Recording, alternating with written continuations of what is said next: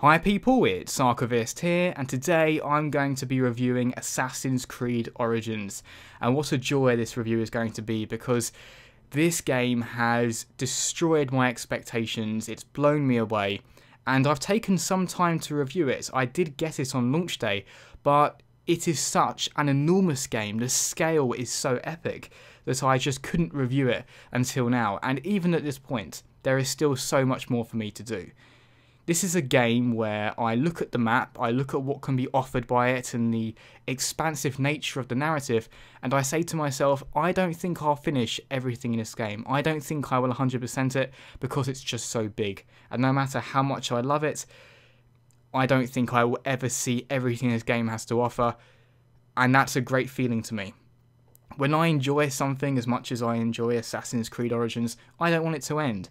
And I'm confident in believing that this game will end when I am naturally done with it, when I'm naturally ready to stop playing it, not when it runs out of content, because there is so much in here. We sometimes look at games and question their value for money. Are the campaigns too short? Is there enough on offer? Has certain content been left out just purely to be paid DLC? And here there is just so much on offer that it's hard not to feel like you've stolen from them. There's so much craftsmanship, so much detail, and so much in terms of what there is to explore that I feel like, perhaps more so than any other game I've played this year, I've got my value for money, which is saying something considering it is a full price game. So beginning with the narrative and the setting, this game is set at the very beginning of the plot in 49 BC. We're going back a long time now to ancient Egypt, and we follow the protagonist Bayek, and very early on, so don't count this as a spoiler, his son is murdered. Well, you see that in a flashback, and you're looking on about, I think, a year forward from that point, and he is driven by revenge. It's not the most original premise by any means, but in terms of the quality with which the story is told, both in terms of the voice acting, the animations, and the complexity of the narrative, it is very strong.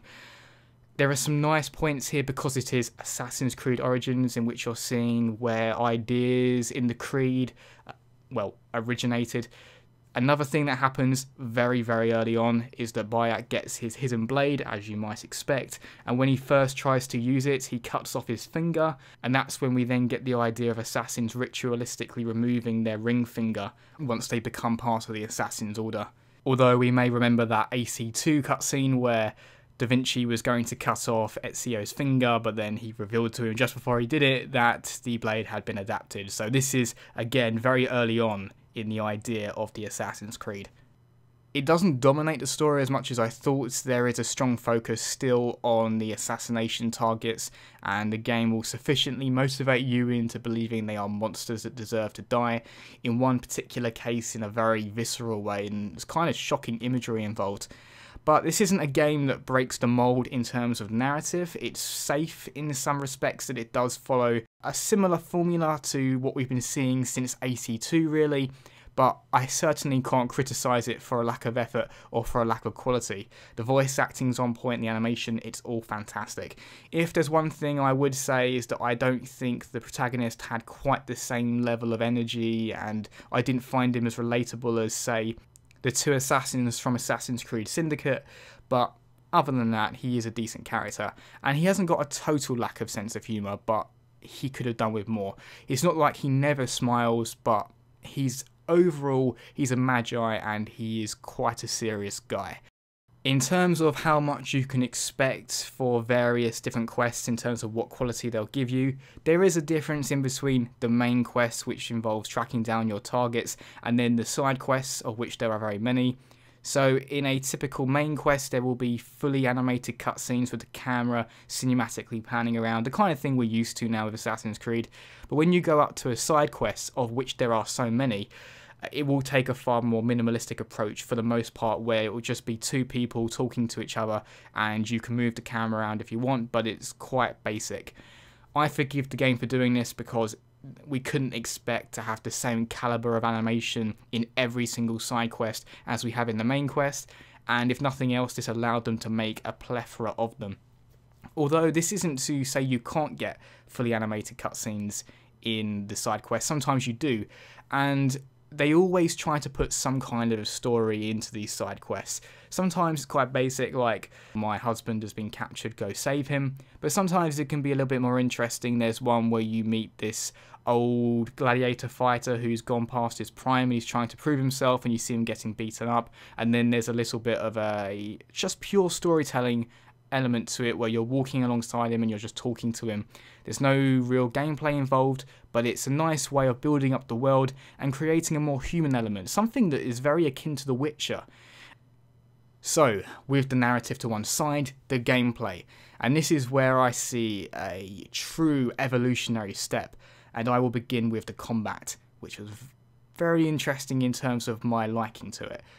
I'm going to be very upfront. When I first played this game and I first played the combat, I hated it. I genuinely did not like it at all. I thought it felt clunky. And I have to say, when I played this game the Friday it came out, I stopped playing it very quickly because it put me off. And I went to play Mario Odyssey. So at first I didn't like it. But then I came back to the game because I wasn't going to not play Assassin's Creed Origins just because of that. And I kept going with it, and I kept trying out some of the weapons, and I kept trying out some of the maneuvers you can make. And at this point in time, it is now one of my favourite combat systems in games. I think the problem was at first was with me more so than anything, because I was trying to think of it as the old Assassin's Creed, where you would lock onto an enemy and you could use counters to kill them very quickly, and spatial awareness really wasn't a thing because you could quite easily just press the counter button and hit someone behind you. But in this game, it's more about being aware of what's around you. So if someone comes up to try and slash you in the back and you're guarding from the front, you won't magically be able to counter them by spinning 180 degrees. You have to move around. And if you move around, that then makes you vulnerable to the person who was at first in front of you. So I found that mastering the combat in AC Origins was less about being able to string combos together or be able to counter efficiently, and more about spatial awareness and making sure that I never got surrounded. And if I did get surrounded, I would often try to get out of combat. If you come up against maybe 5 enemies at once, there's a fair chance you will die. And I've heard people criticise the combat for saying it's not designed to go up against 5 people at once, and I would make a counterpoint to that in that they want you to be as stealthy as possible at first so that you can then even the odds. Is it realistic to believe that someone should be able to just take out 5 guys trying to fight them? I don't think so. It's intelligent in a way that this combat system works really well in a 1-on-1 and a little bit harder to do in a 2v2 and a 3v3, and then becomes almost impossible in something like a 6v6, because what kind of human can take on 6 people at once? And it makes sense that you then have to make a tactical retreat, or you just have to mount up on your horse and then start striking from a distance. So I think this combat system is a total step forward for the series, and I would be very saddened to see it go back to the way it was now. And this is complemented furthermore by the RPG aspect of this game. And I don't have to really explain this because there's a fair chance you've seen it before in many other games, where rather than you just collecting different types of weapons, you're collecting more powerful weapons as you go along, and as you level your character up, you get more access to more powerful weapons. And some of these weapons have different rarity values, so you can have blue, and then you can have epic, and then you can have legendary. And a lot of the legendary ones will have some fairly unique effects. I picked up this sickle sword, for example, which gave me a massive damage boost, but it meant that I only get to keep hold of my health for 1/3. So 2/3 of my health was always gone if I was equipping the sword, which meant that I had to be very quick in dispatching my enemies. One thing that can feel a bit strange is that if you try and fight someone a much higher level than you, and you try to shove your hidden blades in their neck, if they're a much higher level than you, they just won't die. And it doesn't make a lot of sense that you're shoving a blade into their neck, and just because they're a higher level, they're able to survive it. At first that took some getting used to, but now I don't mind it, and I just see it as an incentive to power myself up. And I don't often try and fight people higher level than me. I got the sense that the game wants you to fight characters the same level as you or a lower level than you. If you start fighting higher level characters, the combat can feel somewhat cheap, where you can spend a good 2 minutes slashing them and then they'll hit you twice and you die. The world of Egypt itself is huge. I mean, absolutely massive. It feels like one of the biggest Assassin's Creed games they've ever made. And it's a seamless world also because you can just walk into massive cities like Alexandria. It reminded me, again, I will reference The Witcher 3, when I first realised I could just walk from the open world into Novigrad and there was no loading screen. I had a very similar feeling here where I was amazed that you can literally just walk through without a single loading screen. It really helps for the immersion. However, and this maybe is something that is specific to the PC version, I can only speak to the PC version, what I found is when I go into major cities, I sometimes saw the game freeze up for about a split second. I don't yet know if that's a bug with the game or if that's the game loading in assets very quickly. So in some respects you could say there are loading screens, they're just half a second long. The parkour is also as good as it's ever been. It's something that I don't want to take for granted because it has been in place for a decade now, and when it came out in 2007 with the original Assassin's Creed, it was absolutely astounding to see climbing be so realistically animated. And at this point we're just like, yeah, that's what you get of an Assassin's Creed game. But let's just take a moment to again appreciate how realistic the climbing is. I mean, if you take a game like Shadow of War, which also has the ability to climb up buildings, it doesn't hold a candle to just how realistic the climbing is in this game. There's nothing that I know that gets to this level of realism while also being an open world game. So you might have something like Uncharted, which also has pretty realistic looking climbing, but those are in very specific segments of the game. This is across the entire world, and you even have some tree climbing as well, although as it's Egypt, the trees you can climb are few and far between, nothing close to the frontier we saw in AC3. You do have some ship combat in the game, though if you don't like ship combat, don't worry, it's very sparingly implemented into the game. I personally quite like it, but I found myself doing it very little in AC Origins, purely because I was enjoying the open world so much. If we just go back a second quickly and focus on the weapons in the game, you equip a shield and a sword, you can equip a sickle sword or large weapons or dual swords. There's a lot of variety here where you can change up your playstyle. You can hold two weapons if you want, so right in the middle of the combat you might be thinking, okay, I don't really want to be using my sword and shield anymore, I want to be using a spear so I get a bit more range. You also have bows. Now, bows are everywhere in games now. I can't remember when this trend started, but it seems like, I mean, especially in Ubisoft, bow and arrows are everywhere. But this game has 4 distinct types of bows, some of which I don't think we've really seen in many other games. So you've got the Predator bow, I believe it's called, which is zooming in like a sniper and will do lots of damage but can't hold too many arrows in its quiver. You've got the light bow, which is rapid fire, so you can fire multiple arrows in quick succession. You've got the warrior bow, which for all intents and purposes is a shotgun. It can hold up to 5, well, it might be more. The ones I've seen are up to 5 arrows at once and just fires them all together. And then you have my personal favourite, which is the very traditional hunter bow, which is you hold it down and you do more damage. It's the kind of classic bow layout. So I found myself using the hunter bow because I'm so familiar with that kind of combat, and also the warrior bow because it can be quite useful when you're fighting a tough enemy just to get a lot of damage in at once. Now let's move on to the graphics, and we are looking here at the PC version of the game. In terms of the raw visuals, these are gorgeous, just absolutely gorgeous. And if this game was just sold as a tour of Egypt where you could walk around, you could see the sights and you could climb over things, it would still sell. Because this game just looks totally beautiful. This is quite a common thread amongst Assassin's Creed games where they have always pushed the boundaries of what's possible in tech, and I'd say that this game pushes it very far as well, but it also makes the game look artistically beautiful. In some areas I was just looking at the water and the sun overhead and I just thought, this is incredible, this is just the pinnacle of what can be achieved with 3D graphics right now. And there is no weakness. I found with a lot of Assassin's Creed games, there's often some kind of flaw with the graphics, even though on the whole it's great. Good example of that would be Unity, where although it had these massive crowds, even at the highest settings, it would fade in their detail over time. So you'd be going into this massive crowd and see their clothes very obviously popping up over time. Now I'm going to talk specifically about the PC version of the game. It is not a perfect port, I will be honest. It took me a while to get this game running at a fairly consistent 60 frames per second. I'm using a GTX 1080 Ti with an i7 6-core and 16GB of DDR4 RAM, so I have a very good system, but getting this game to run at a consistent 60 was tricky. And I had to do a few things that are a bit strange to get rid of a frame pacing issue I had. So whenever I played the game and changed the graphic settings within the game, it would just stutter no matter what. I could put it down to 900p and the game would stutter. And it was incredibly frustrating and I just had no way of getting rid of it. Then I did something purely by accident. I went into the NVIDIA GeForce Experience, which is an application that the majority of NVIDIA graphics card owners will have.